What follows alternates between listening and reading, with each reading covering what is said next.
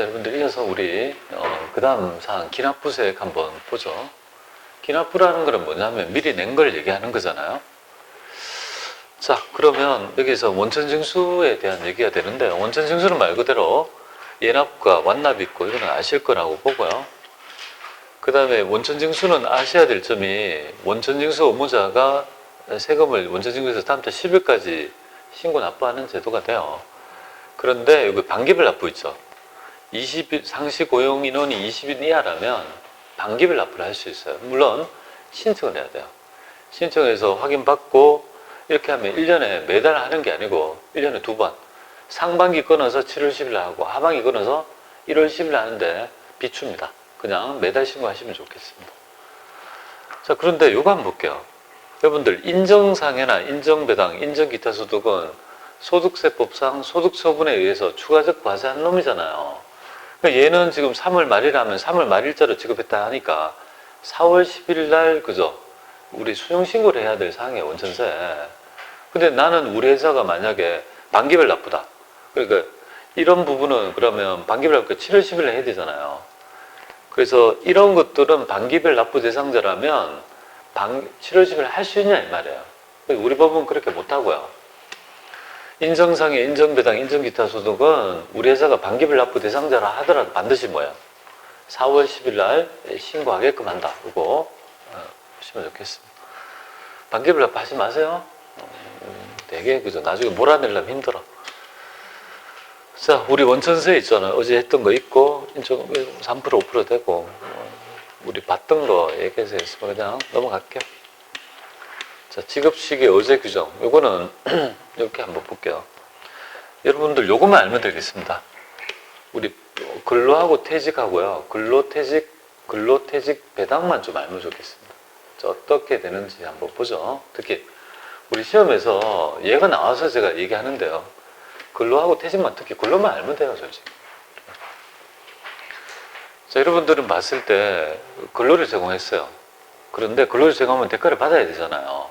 근데 대가를 미지급했다. 즉 미지급했다고 하면 이 원천세 신고를 어떻게 해야 되냐 이거죠. 원천징수는 소득을 지급하는 자가 법에 정한 세율을 원천적으로 징수해서 신고 납부하는 거잖아요. 근데 근로를 제공은 했는데 돈을 못 받았다면요. 이게 세금을 그죠 지급해야지 뛸 건데 못 뛴 거 있다면 어떻게 할 거냐 이거죠. 그래서 우리 법은 어떻게 하느냐면 미지급하더라도 돈을 주지 않더라도 일정한 기간에 있죠. 지급한 걸로 봐서 원천세 신고를 하게 하고 그래야지 인건비를 공제받는 거잖아요. 회사가 어렵지만 급여 안 주고 있으면 급여 안 준다고 원천세 뛴 거 없다고 신고 납부 안 할 수는 없는 거예요. 그래서 그거에 그죠? 그 시기를 의지한다 이 말이에요. 지급 시기를 간주해서 이때 줬다고 해서 신고 납부를 언제까지 할 수 있는지 그걸 규정하고 있습니다. 그래서 이렇게만 알면 돼요. 1월부터 12월 소득을 뭐예요? 근로를 제공하는 거를 만약 미지급했다면 돈을 그죠? 원래는 요 안에 근로를 제공했으면 대가를 받잖아요. 대가를 받게 될 때 원천징수에서 내면 되는데 미지급했다고 하면 우리 법은요. 12월 말일자로 지급한 걸로 봐서 1월 10일 날 다 신고를 하게 해요. 신고를 하게 합니다. 그런데 12월 달에 미지급한 거는요. 12월 급여는요. 이거는 언제 미지급했다고 언제 지급한 걸로 간주하냐면 우리 연말정산의 시기가 2월 급여를 지급할 때라고 규정하고 있잖아요. 그래서 같이 맞춰서 그죠? 3월 10일 날 연말정산 및 직업명세표를 제출하도록 규정합니다. 즉 이 말은 여러분들이 그러면 우리 세법에서는 어떤 입장을 취하고 있는 거예요? 현금주의 아니죠? 현금주의 아니죠. 돈을 줬다고 그죠? 급여를 인정하는 게 아니라 미지급하더라도 뭐야? 지급 시기 어제 규정에 따라 근로를 제공할 기속을 밝혀가지고 대응한다는 거 아니겠습니까? 그래야지 인건비가 대응될 거 아니에요. 그죠? 미지급하더라도 그죠? 근로를 제공한 시점에 전부 다 신고하게끔 규정하고 있다라고 보면 되겠습니다. 자, 이렇게 안 하면 인건비를 공제받을 수 있나요? 못 받잖아, 그죠? 인건비를 대응시켜야 되니까 지급 시기 어제 규정이 있다 이렇게 보시고요. 퇴직소득도 똑같아요. 11월 달까지 안 줬다면 12월 말일자로 지급한 거 어제에서 1월 10일 날 신고 납부하고 그 다음에 12월 급여는요. 2월 말일자로 지급했다고 의제해서 3월 10일 날 신고 납부해서 연말정산 행한다 이렇게 보시면 돼요. 자, 이 두 개만 아세요. 그런데 이제 여기 배당이 있잖아요, 배당. 배당이 시험에 나온 적이 있어요. 치사 문제가 나온 적이 있어요. 그래서 뭐 다시는 안 나올 거라고 보는데 제가 기출문제는 담아두고 있습니다. 이 규정을 알아야지 풀 수 있습니다. 자, 배당이라는 거는 법인의 내국법인이 주총을 통해서 잉여금 처분을 결의하고 상법상 결의일로부터 한 달 내에 그죠? 배당을 지급하도록 규정되어 있습니다. 보통 그렇게 일반적이죠. 근데 배당을 결의했는데 갑자기 그죠? 너무 어려워졌어요. 회사가. 그래서 이걸 지급할 수 없는 상황이라면 미지급했다. 결의를 하고 그죠? 결의는 2월 달에 했는데 2월 달에 그죠? 엄청난 그죠? 3월 달 도저히 장사가 안 돼서 도저히 지급할 여력이 없다. 그 미지급을 예상해보니까 하반기 11월 정도에 할 예정이다. 그럼 우리 법은 어떻게 하는 줄 아세요?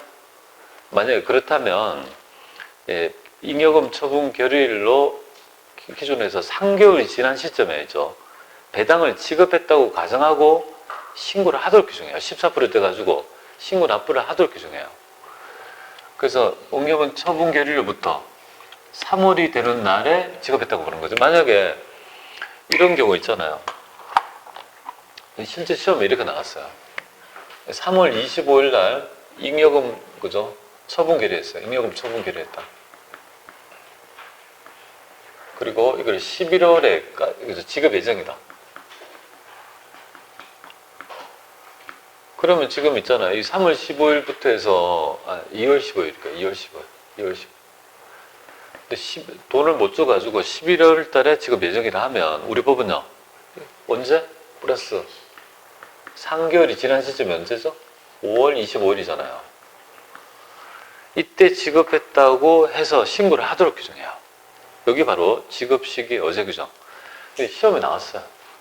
그래서 이 시험에 보게 될 겁니다. 그래서 요거 나중에 이제 살펴볼 것이고요. 우리 실무적으로는 요 두 개만 알면 되겠습니다.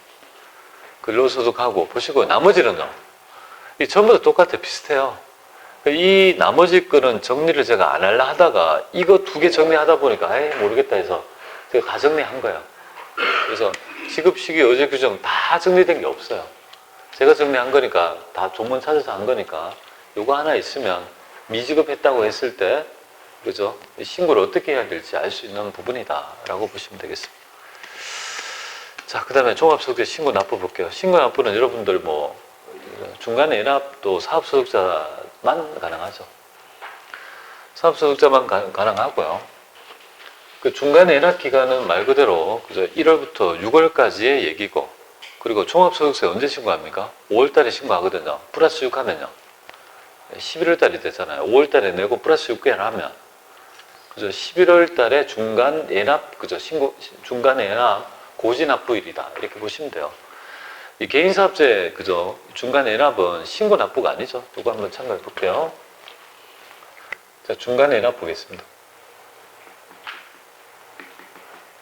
중간 연합은 뭐 법인과 개인이 다르죠, 그죠? 법인과 개인이 달라요. 법인은 신고 납부예요.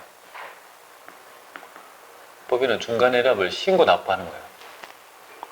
직전년도 실적 기준과 단기의 실적 기준이죠. 전년도 납부세액을 기준으로 해가지고 반대랑 단기의 가결선을 통해서 하는 방법 중에 법인이 선택해서 신고 납부한다면 우리 개인 소득세법은요. 중간 연합은 사업소득자만 되거든요. 여러분들은 그저 중간 연합 해본 적 없지 않습니까? 그래서 개인 사업자는 바로 고지 납부입니다. 고지 납부다. 신고 안 한다. 이거 고지만 한다. 고지세는 누가 하죠? 세무서가 하는 거예요. 세무서가 이런 자 있는 거 다음은 중간 연합에서 제한한다 이 말이잖아요. 뭐 소규모 사업자고 이게 중간 연합 세액이 뭘까요? 소규모 사업자는 수익 금액이 4,800 미만인 사업자를 얘기해요. 소규모 사업자는 수익 금액이 간이가세자와 똑같습니다. 4,800 미만 사업자를 얘기해요. 자, 이런 자는 중간에 연합 안 하고요. 이 간이가세하고 같이 맞추는 거잖아요. 그리고 중간에 연합세액이 뭐예요? 우리 부가치세하고 다 똑같잖아요. 그죠? 그래서 30만 원이 안 되면 다 30만 원이야. 법인세도 그렇고, 부가치세, 중간에 예전고지도 그렇고, 얘도 그렇고, 전부 다 30만 원 다 맞춰졌죠.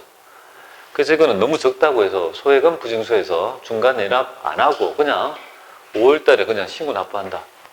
그래서 이거 30만 원 미만은요.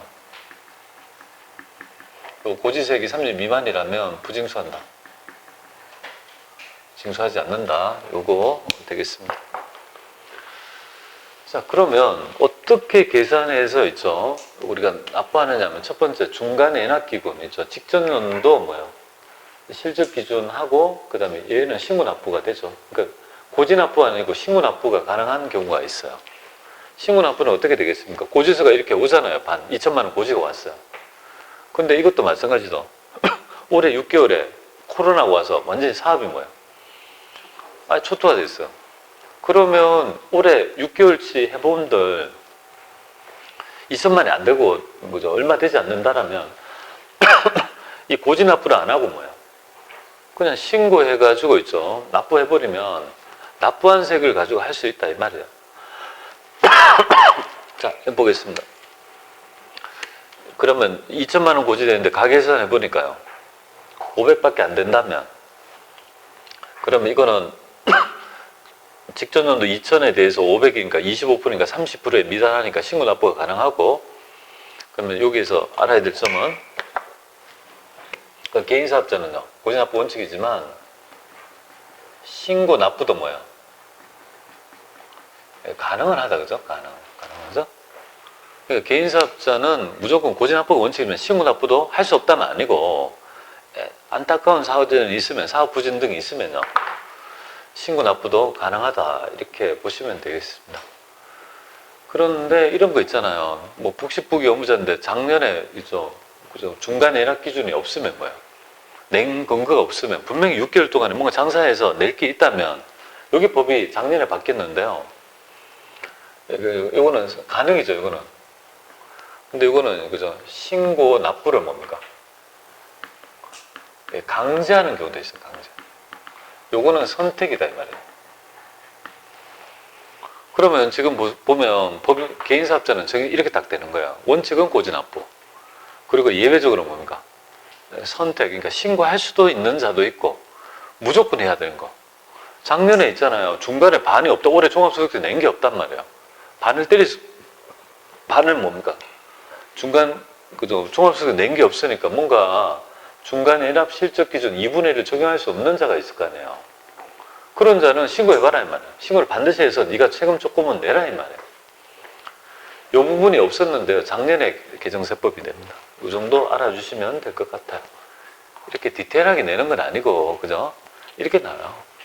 개인사업자의 중간 예납은요. 신고 납부가 불가능하다. 아니에요. 가능하다. 이렇게 보시면 돼요. 자, 확정신고는 5월 달에 그죠? 신고하는 거고 여기 뭡니까? 과표나 결손금이 뭐예요? 과세표준이 없거나 결손인 경우는 또 반드시 신고해야 돼요. 왜 그럴까요? 아니 결손을 신고해야지 2월 결손금을 확인이 되고 그 다음에 깎아먹을 거 아니겠습니까? 그러니까 반드시 해야 된다 이렇게 보시면 되겠고 자 복식부기 업무자는요. 과세표준 신고할 때 있잖아요. 재무상태표 손익계산서 하고 여기서 이제 독특한 계산서가 하나 있어요. 합산을 해야 돼. 합계잔액 시산표를 반드시 제출해야 되고 이게 필수 서류가 됩니다. 얘를 첨부하지 않으면 무신고로 봅니다. 그래서 여기에 우리 재무상태표, 재무제표 말고 여러분들이 그죠? 필수 서류 있죠. 수료할 때 법인은 재무제표 말고 그죠? 재무상태표, 손익계산서 말고 필수적으로 내는 서류가 바로 이익잉여금 처분계산서가 필수 서류가 되고 소득세법은요. 소득세법은 바로 있죠. 합계잔액시산표. 그러니까 재무상태표 이거 말고 좀 독특한 필수 서류가 합계잔액시산표 있죠. 시산표가 된다 이렇게 보시면 되겠습니다. 자 이런 거 좀 보시면 될 것 같아요. 자 그러면 여러분들이 간편장부 대상자는 말 그대로 기장해요 안 해요? 기장 안 한다고요. 그냥 주요 매입 비용 등을 기록한 것을 내면 돼요. 그죠? 그러니까 간편장부 대상자는 이런 거 재무상태표 손익계산서가 아니고 뭐야? 요것만 내면 된다고요. 간편장부 소득금액 계산서만 제출하면 되는 거지. 아니 기장을 안 했는데 재무상태표하고 손익계산서가 없는데 어떻게 내? 그러니까 시험 문제 이렇게 내면 모든 사업자는 반드시 이걸 내야 된다면 그거는 틀린 지문이 되겠죠, 그죠? 그래서 간편장부 대상자는 뭐야? 모든 사업자, 간편장부 대상 사업자는 모든 이걸 안 내도 된다고, 요것만 내면 된다고. 그러니까 모든 사업 소득자는 반드시 확정신고 때 요걸 내야 된다면 틀린 지문이에요. 모든 사업자는 그 사업자 중에서 간편장부 대상 사업자는요, 요것만 내면 되는 거 아니겠습니까? 그 점 좀 보시고요. 확정신고 명제가 있어. 이 면세 규정은 뭐냐면 5월달에 안 해도 되는 거, 확정신고. 그래서 근로소득만 있으면요, 이걸로 연말정산 가름, 퇴직소득, 완납적, 원천징수 분리가세. 공적연금만 있다면 1월달에 연말정산하니까 가름. 사업소득이 있으면 연말정산 대상 사업소득, 그죠? 보험 모집이랄지, 그죠? 방판 이런 거 있잖아요. 다단계 판매원들은 그 회사에서 연말정산 함으로써 그걸 과세 종결 할 수 있습니다. 연말정산. 근데 만약에 이렇게 붙어 있으면, 퇴직소득이 붙어 있다면 퇴직은 분류소득 아니에요? 그러니까 얘는 없다고 보면 돼요. 완납적은 우리 갔으니까. 그러니까 같이 두 개 있더라도 전부 다 되고, 요 경우. 우리 연말정산 대상이 되는 근로소득이 있고, 그러니까 내가 근로소득이 있고, 혹시 아르바이트로, 뭐 아메이 같은 거 있죠? 아메이가 방판인가? 다단계? 하여튼 뭐 그런 거 해서 연말정산 했다고 하면 소득이 두 개가 있으니까 따로따로 연말정산 했지 합산해서 누진 과세 한 적이 없지 않습니까? 그럴 경우에는 반드시 5월달에 뭐예요? 과세표준 확정신고를 해야 한다. 이렇게 보시면 되겠습니다. 그리고 내가 근로소득이 1과세 기간에 근로소득이 두 개 있을 때 합산해서 신고해야 되는데 안 했다든지, 그죠? 아니면 누락해서 내가 그죠? 추가적으로 공제를 받고 싶다든지 그렇게 하려면요, 전부 다 확정신고 때 하면 되겠습니다. 자, 사업자 현황신고는요, 면세사업자들 얘기해요. 면세사업자 중에 가장 중요한, 그죠? 실무가 되겠습니다. 그래서 지금 보시면 모든 사업자는 현황신고 해야 되거든요. 개인사업자. 그런데 우리 법에서는 일반과 간이는요, 부가세 신고했죠. 신고한 것은 현황신고를 한 걸로 보니까 결국은 여기서 빠진 사람은요, 면세사업자, 학원하고 병의원이 가장 중요합니다. 그러니까 제 학원 같은 경우에 사업자 현황신고가 가장 중요한 업무라고 보면 돼요. 2월 10일 안 해요. 1월 달에 너희들이 부가가치 신고 안 했으니까 너의 소득금액이 궁금하다. 그러니까 가장 빠른 내 신고해다. 그게 바로 뭐냐면 2월 10일까지 하도록 합니다. 그러니까 요거에서 종합소득세 금액이 뭐예요? 다 정해진다고 보면 돼요.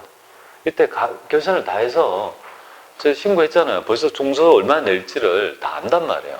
그걸로 세팅이 다 됐는데. 자, 성실신고 볼게요. 성실신고는 일정한 매출이 되는 사람 있죠. 이런 사람들. 이런 성실이에요, 성실. 이런 사람들은 뭐예요? 객관적인 세무사가 너가 정확하게 뭐예요? 신고를 정확히 했는지, 성실하게 했는지를 확인받도록 하는 제도가 바로 성실사업자 신고가 되겠습니다. 그러면 이게 좋은 거예요, 나쁜 거예요? 좋은 거예요, 나쁜 거예요, 성실신고가? 세무사 입장에서는 좋지. 왜냐하면 추가적으로 나한테 성실한 건지 내가 도장을 찍어주니까 추가적인 수입료가 있을 수 있는 거고. 그러면 사업자 입장에서는요, 그걸 보여줘가 도장이 들어가니까 추가적으로 비용이 또 드는 거잖아요. 그러니까 뭐 별로 안 좋은 거예요. 그러니까 혜택을 주는 거예요. 혜택이 뭔지 아세요? 그걸 노린 거예요. 3개를 줘요. 아, 4개구나. 일단은 신고 기간을 5월 말이 아니고 6월까지 연장해줘요. 성실신고 사업자는. 아니 그러면 한 달 늘렸다고 뭐 별로 안 좋은데, 그러니까 또 꼬시는 거예요. 사업자들이 있죠. 나이가 보통 5, 60대가 많잖아요. 그때 발생되는 게 뭐냐면 부모님이 나이가 많으셔가지고 병원비가 많이 들어. 자녀들은 대학생이에요. 그러니까 그걸 노려가지고 예외적으로 있죠. 근로소득자만 받는 3가지를 인정해줘요. 그게 뭐냐면 의료비, 교육비, 월세. 요 3개를요, 열어줘요. 그래서 그걸, 그죠? 혜택이라고 주는 거예요. 그러다 보니까, 아니, 돈 너무 많이 들어. 세무사 얼마 정도 달라면 200만 원 정도 달라요. 도장값. 아니 성실 신고 확인받으려면 도장값을 200 정도 받아고 한다고요. 추가로 돈을 줘야 된다고요. 그러니까 사업자들이 뭐야 이거 돈 지금 코로나 때문에 돈도 없는데 돈을 더 줘야 되잖아 하니까 우리 법에서는요. 그래? 그렇다면 내가 성실 네가 이것 때문에 확인 비용의 60% 120만 원 한도 내에서 해줄게. 그러니까 200이면 얼마야? 60%면 120 정도. 그 정도 안에는 캐시백 해줄게. 그럼 뭐 대단히 그죠? 보존해 주는 거지. 그럼 누구만 좋은 거야? 세무서만 좋은 거지. 그러니까 약간 달래는 이런 이 제도를 지금 운영하고 있다 이렇게 보시면 되겠습니다. 자, 그러면 성실은요 다른 여러 가지가 되는데 이거잖아요. 수익 금액을 만족해야 돼요. 이 금액 이상이어야 돼요. 그러니까 이게 되게 있죠. 약간 규모가 있는 입장이 되겠습니다. 그죠? 자, 직업명세표 제출은요. 우리 모든 인건비에 지급한 금액은 명세표, 세부적인 인별로 명세표를 내야 될 의무가 있고, 여기 이자 배당 기타 소득은요 2월 말 아시겠죠? 그 다음에 직업 사업근로 퇴직 종교일은 3월 10일이고 요거 일용 근로자는요 분기의 말일에 다음 달 10일까지 이렇게 내도록 하고 있습니다. 자, 분납은 법인세가 똑같아요. 내가 납부할 세액이 1,000만 원을 초과하면요 소득세법도 분납해서 중소기업이라면 2달 분납합니다. 그래서 여기에 경우에 2달 분납할 수 있다. 그러면 1,000만 원이라 1,500을 낸다면요 5월 달에 1,000만 원 내고 2달 있다가 7월 달에 500 내고 2,400이라면 1,200, 1,200 나눠서 내고 그렇게 하시면 되겠습니다. 사업용 계좌는 뭐냐면 복식부기 의무자가 되면요 6개월 내에 사업자 해당 사업용 계좌를 신고해야 돼요. 이게 되게 중요하거든요. 개인 사업자는 계좌가 많잖아요. 지정해라. 너의 사업에 전용으로 3분의 2 이상이 거기에 거래가 돼야 돼요. 거기에 있는 거 사업용 계정을 지정해서 신고하도록 규정하고 있습니다.